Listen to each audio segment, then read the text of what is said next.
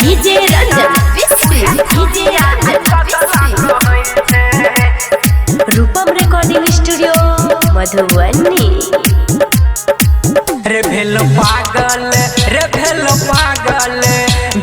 पागल जकरा लमीता उहे छोरिया पगला कहै छै।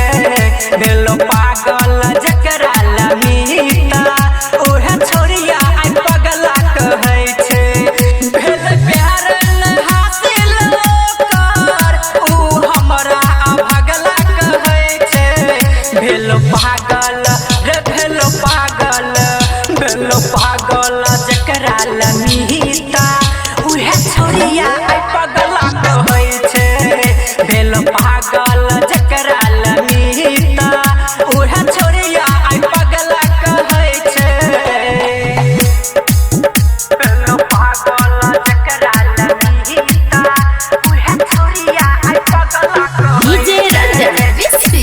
डीजे रंजन जानू हमर गेल हमरा से दूर हो नहीं बतेलक कि भेल कसूर हो।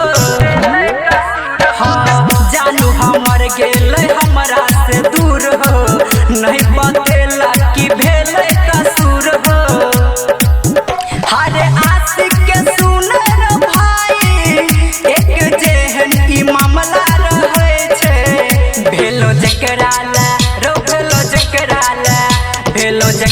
ला पागल रो मिहिता उहे छोरी पगला कहै छै।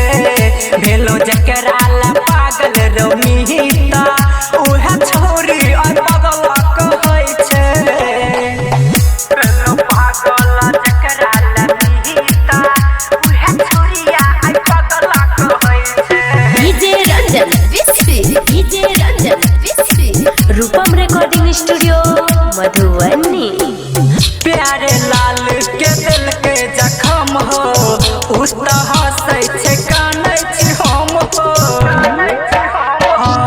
प्यारे लाल के दिल के जखम हो उस तरह हंसै छै कानै छी हम हो।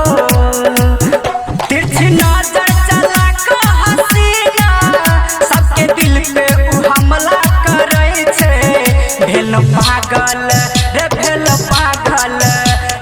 पागल जकरा लमीता उहे छोरी पगला कहै छै। भेल पागल